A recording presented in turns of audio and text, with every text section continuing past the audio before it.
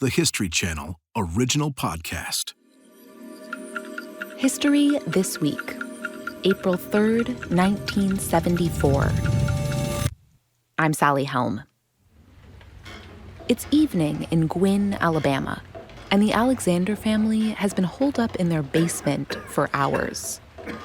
Betty and Branford Alexander are sitting with their pregnant daughter and son-in-law and grandchildren. Branford's elderly mom is in a rocking chair.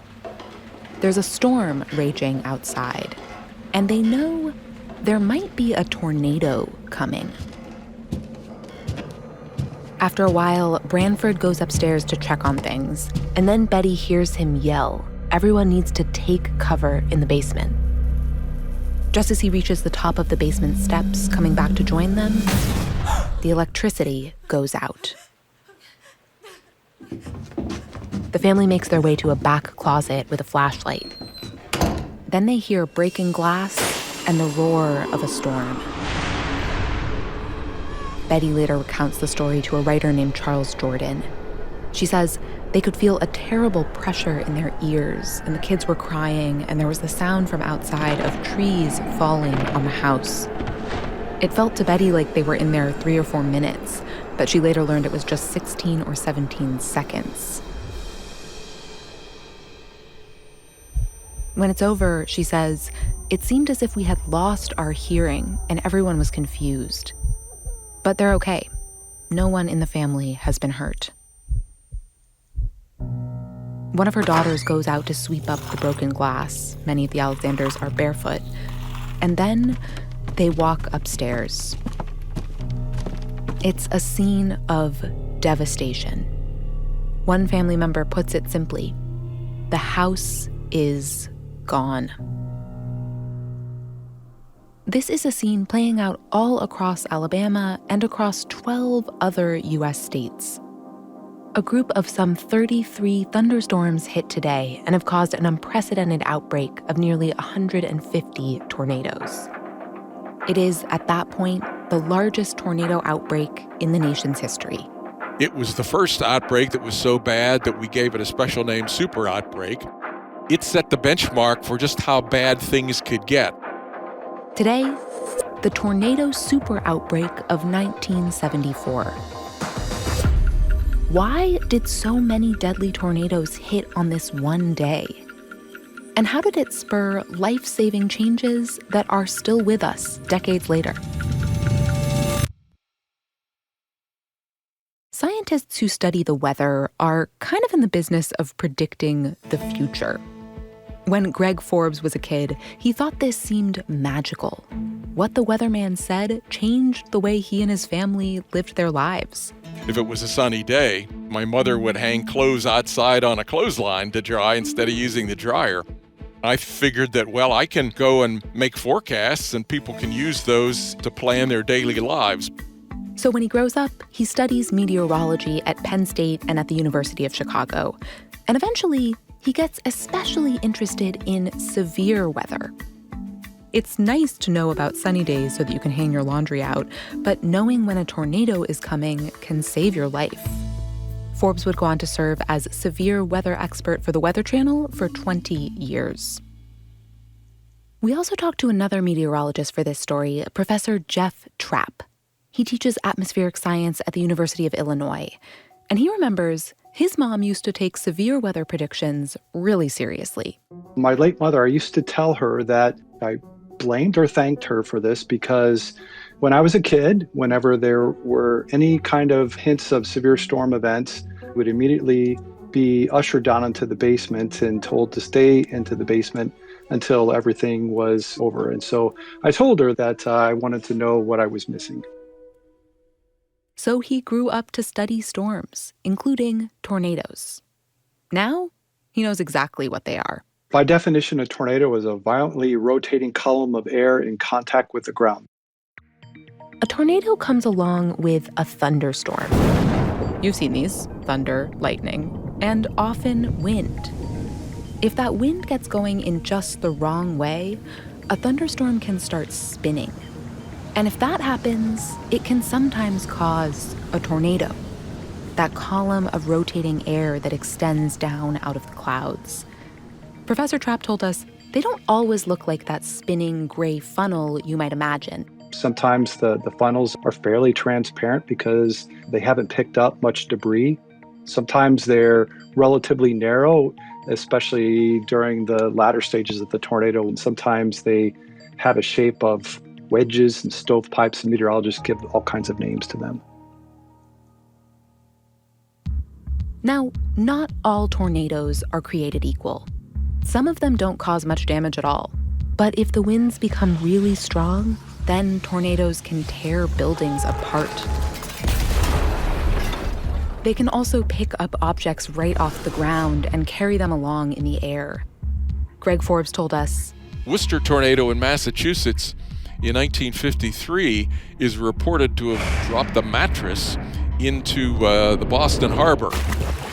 Down along the Florida Panhandle, there's been one report that I have seen. I can't vouch for all of these, but they're in the reports of an alligator falling out of the sky. Oh my gosh. Cars, farm animals, mobile homes can be swept up in a tornado and dropped a ways away. Sometimes this causes strange, fantastical occurrences like alligators falling out of the sky. But of course, it can also be really dangerous, even deadly. Back in 1974, we could detect and predict these dangerous storms, but the technology for doing that wasn't great. Meteorologists used relatively crude radar technology to basically get a picture of the growing storm. Those days, all you could get were blobs of white color, basically showing where the storm was and the shape of the precipitation pattern. It often looked like a little fish hook or a little swirl. And there were a lot of those on April 3rd, 1974. It isn't uncommon for tornadoes to occur in groups as an outbreak, because a spinning thunderstorm can easily cause multiple tornadoes. And that's what's popping up on the radars in April of 1974. Greg Forbes at this time was a graduate student studying tornadoes. He was working under a meteorologist named Dr. Ted Fujita. Fujita was known in the field as Mr. Tornado. Because he had done so many studies, he was intense, he was meticulous, he was a workaholic. He'd seemingly worked 24 hours a day. But even if you had to work hard, being on Fujita's team was like being in the popular crowd of tornado scientists. It was where you wanted to be. They were working on things like how you measure the strength of a tornado. They came up with something called the F scale, which we still use today. And Forbes loved the work. But in April 1974, his future on Dr. Fujita's team was unclear. There hadn't been a major tornado in years, and Fujita's funding was dwindling. So on April 3rd, Forbes was actually in an interview for another job to study hurricanes. And in the middle of that interview, in came Ed Pearl, one of our meteorologists, and he said, sorry to interrupt, but you might want to see this. Come to the roof. There's a rotating thunderstorm that's right over the building. And so going opposite to what we tell all the public to do, we all ran to the roof instead of to the basement. And indeed, there was rotating thunderstorm there. There were hail then fell to the size of golf balls. And Dr. Fujita had his wife collect some of that to have a cocktail on the rocks later in the evening. At this point, it wasn't clear just how bad the storm was going to be. But scientists are definitely expecting some kind of tornado activity on this day. There's a dangerous storm system moving eastward across the central part of the United States. So after they run up to the roof, these meteorologists go back down to their office to follow the weather. Watching the weather maps, watching the teletype, listening to the radio, watching television to see accounts of the tornadoes coming in. It was kind of like a sports player getting, getting nervous tension before the big game. This was a big game for the meteorologists. Weather scientists all across the country are tracking these storms. Forbes had seen that potentially dangerous storm in Chicago, and there were also really intense thunderstorms building in places like Georgia and Tennessee. As the day goes on, storms develop in Indiana, Alabama, and elsewhere. The weather conditions are perfect for tornadoes because of the way temperature is working and the way the wind is blowing. And indeed, scientists in these states begin to see those telltale hook shapes popping up on their radar. They immediately try to get the word out to the public so that they can take cover. The people working at the weather station will run to a teletype, which is basically a typewriter. That were clickety-clacking out at about 80 characters per second, I guess. One line at a time, clickety-clack, next line. And so it took probably a minute to type out one of these warnings. And the problem was that with so many storms in the same area, the warnings got backlogged. At the other end of the teletype were television and radio stations waiting to keep the public informed. It was kind of a manual procedure. Somebody had to rip that sheet off the teletype and hand it to the disc jockey, and he'd read the tornado warning. The severe thunderstorm warning has been changed to a tornado warning. We have a tornado report on the ground again. He's just been picking up numerous reports. The funnel's dipping up and down. But it's a slow process, and so not everyone gets the word. Plus, many of the communication systems soon become overwhelmed because over the course of about 18 hours, 147 tornadoes will hit in the United States and one just over the border in Canada. Around dinner time that day, Dr. Fujita's team in Chicago gets a call from the head of the National Severe Storms Prediction Center, who tells him, "You guys are going to need to do some damage surveillance tomorrow." Because what appears to be an historic tornado outbreak is in progress. People all across the country are bracing against the storm. And many of them are about to get hit.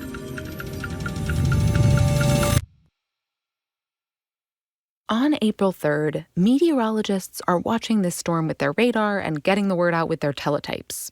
But for a lot of regular people on the ground, this starts out as a pretty ordinary afternoon. In towns across northern Alabama, for example, a lot of people would have just felt hot. It was humid with midsummer temperatures, even though just a few days earlier it had been freezing. People are probably complaining about this as they hole up in air-conditioned rooms. And meanwhile, above them, cold air sat on top of the hot, moist air near the ground, which meant that conditions were ripe for a big thunderstorm. As people head home from work, they can see those storms building in the sky. And all day long, they've been hearing tornado warnings and alerts. Some people take them seriously, but others probably think, we've heard all this before. Betty Alexander and her family in Gwynn are definitely keeping tabs on the weather. They'd been on the edge of a big tornado in Gwynn back in 1956, so they know these things can be serious. They cook dinner and then hunker down in the basement until the tornado hits. As the Alexanders shelter in that back closet, they're having an experience that families all across the country are having tonight. You could hear the debris hitting the buildings, and then you could hear the tearing apart of the buildings. It doesn't just immediately tear apart the whole building. It's sort of a cascade of failure. Takes the roof off, and then the walls begin to collapse or get broken down. The tornadoes on April 3rd tore through homes, farms, businesses, with winds stronger than an atomic blast. They snapped centuries-old trees like toothpicks. They crushed one of the world's largest power plants, which was located in Alabama on the Tennessee River. One news reporter saw the tornado from his car. He jumped out and hid in a roadside ditch. He later described the storm, quote, "It was like something out of the Old Testament, a pillar of clouds, black, majestic, and ominous." Professor Trapp told us it would have been, for many people, like nothing they'd ever seen before. These tornadoes are rare, and so there are very few people who would have seen these at that point, and I think that would have been quite frightening to anyone seeing this. There are reports in Indiana of 2x4s dropping from the sky. Some towns get hit by more than one tornado. These were the kind of tornadoes that just were going to turn ordinary buildings into rubble. The foundations were swept clean. The house was just individual chunk-sized pieces of wood that were tossed sometimes, a half mile or more downstream from where the building had been. So it was a nightmare for the people, that's for sure. The Alexander family in Gwyn emerges from the basement to see that their house has been destroyed. Thankfully, they're all okay. But soon, a neighbor comes running over to them saying that a little boy has been blown into the Alexanders' yard, and he needs help. They carry him to the couch in the basement. His face is covered in dirt and blood. They clean him up as best they can, and he's okay. But his mother and his aunt, they soon learn, have been killed. All night, rescue squads are coming through Gwyn trying to help the wounded. Sirens are sounding all across the U.S. By the time the sun rose on the morning of April 4th, 148 tornadoes had landed, spreading from Michigan and Western Ontario, down through states in the Midwest and Southeast, even as far as New York. Estimates of the damage vary, but some place the number as high as $4 billion. Over 300 people were killed, and some 6,000 were injured. It was a historic outbreak, the first to be called a super outbreak. The next morning, people begin the hard work of putting their lives back together. And meanwhile, meteorologists like Greg Forbes still have a job to do. Dr. Fujita told the students and staff that everyone should come in early the next morning, and we would have to charter some high-winged small aircraft to fly around in to document it. There's a lot they can learn from documenting the damage. After a day of prep, Dr. Fujita splits everyone into teams. Forbes and the two other graduate students go up in a small plane with a pilot. None of the students had done this kind of work before. So it was baptism by fire, if you will. Here we've got what turns out to be the worst tornado outbreak in United States history at the time, and we have to sort of try to document it before they get out there with the bulldozers and start cleaning everything up. The students try to map a tornado's path by following its tracks. Some of it was pretty easy to see. It was over these fields of corn stubble, and you could see the path marks, and of course you could see the debris where it hit buildings. They're flying at practically a 45-degree angle so that the photographer can get good photos. It's a little harrowing. In fact, one of the students starts to feel sick, so they have to make a quick emergency landing on a grass landing strip to settle his stomach. And once they're there, the pilot says, "Boy, it's kind of soggy down here. And boy, there's a barn and power lines down at the end." So he says, "Well, boys, I'm not sure we're going to be able to take off. We're pretty heavy with 4 people in this plane. Are we going to go for it? Or are we going to call a tow truck?" Whew. We all looked at each other, and there wasn't a one of us. We'd have sooner died at that point than have to call Dr. Fujita and tell him that on this first day out of our historic tornado damage survey that we weren't going to be able to do our mission. They take off again, clear those power lines by about 3 feet. It probably, in retrospect, was an even more harrowing flight than it seemed like at the time, but it was an adventure. And the damage surveys do yield some interesting data. Dr. Fujita spotted some damage patterns on the ground that didn't look like they were tornado patterns. It looked like the air was coming down and then fanning outward in kind of a starburst outward pattern. That wasn't a classic tornado damage pattern. People thought of tornado wind as going up and in, not down and out. And so it led him to begin to hypothesize that there were some of these narrow little, what he called microbursts. These are small downbursts of air that we now know often come along with thunderstorms. And Dr. Fujita thinks it might be that these microbursts help trigger the start of more tornadoes during this super outbreak. Not everyone agreed with that reading of the evidence. Some people didn't think microbursts existed. But then, not very long after the super outbreak, along came a crash at JFK Airport in New York in June 75, and the airline asked him to investigate that, and he looked at the data, and sure enough, he was able to detect these little puffs of microburst downdrafts that were coming down to the ground. He believed these microbursts caused the crash, and later data helped prove it. So that original data from the 1974 tornado outbreak helped lead to discoveries that had a big impact on pilot training, how to detect and avoid microbursts. Since that crash in 1975, there's only been one recorded crash in the US where microbursts played a role. The super outbreak also had a big impact on weather science. It was a monumental event in terms of allowing us to get from where we were then to where we are now. The super outbreak helped spur funding and research that ended up really advancing things like radar technology. Today, we can see tornadoes much more clearly. They're not just those white blobs on the screen anymore. Now, we can see the whole rotating storm with much more clarity and in color, which helps us understand the severity of the storm. And we can see tornadoes coming sooner, give people more notice. The 1974 tornadoes also helped lead to improved communications so that the word could get out faster. People started using specific weather radios to get their severe weather information, which made a big difference in how much warning they had. Today, smartphones can obviously do that for us. And all in all, we're in a much better position now when it comes to tornado warnings. Of course, we still have had deadly tornadoes since, even with the latest technology. But the advances we've made came about partly as a result of this huge 1974 storm. And in general, Forbes reminds us weather prediction technology today is pretty incredible. Then you were lucky if you could predict the weather for today and tomorrow. Now we come to expect almost perfect forecasts 5 or 6 or 7 days in advance.